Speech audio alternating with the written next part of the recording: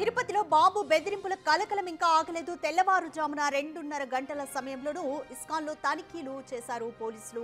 అయితే విస్తృత తనిఖీల అనంతరం బాంబు లేదని తేల్చారు పోలీసులు. నిన్న తమిళనాడులో బాంబు కాల్స్తో కలకలం రేగగా ముందస్తు చర్యలో భాగంగా తిరుపతిలోనూ తనిఖీలు నిర్వహించారు పోలీసులు.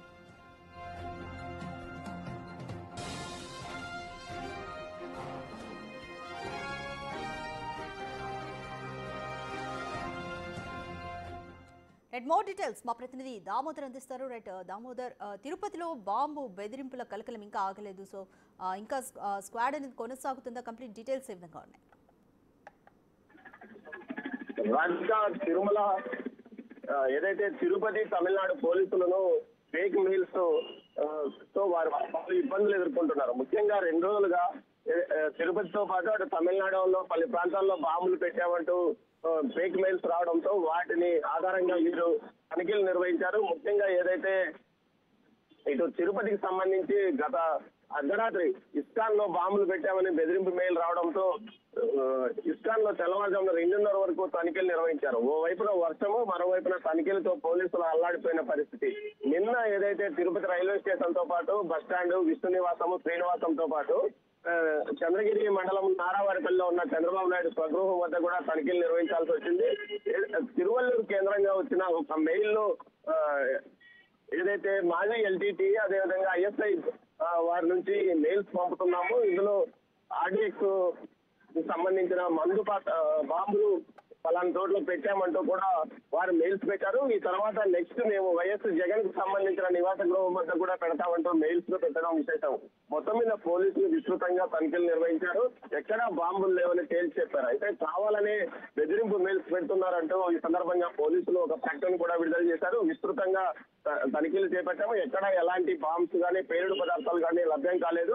ప్రజలు ధైర్యంగా ఉండవచ్చునంటూ జిల్లా ఎస్పీ సుబ్బరాయుడు ఒక మీడియాకు ప్రెస్ నోట్ విడుదల చేసిన పరిస్థితి. మొత్తం మీద నిన్న ఉదయం నుంచి ఈ రోజు తెల్లవారుజామున 3 గంటల వరకు పోలీసులు విస్తృతంగా తనిఖీలు నిర్వహించారు.